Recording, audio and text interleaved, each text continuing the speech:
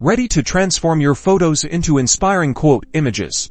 Start by opening Adobe Photoshop and creating a new document. Decide on your size.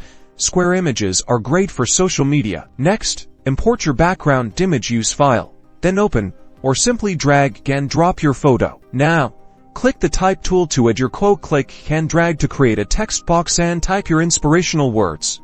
Choose a font that fits your image perfectly. Try different styles, like serif, sans serif, or something more creative. Select a text color that truly pops. White and black are safe choices, but fun colors can look great too. Try adjusting the opacity to make sure the text isn't too distracting with the image behind it. Make your text stand out.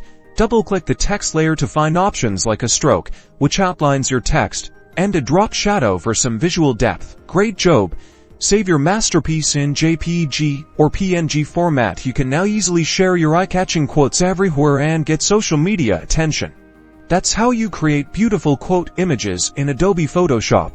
It's simple and very engaging. #Photoshop quotes #graphic design.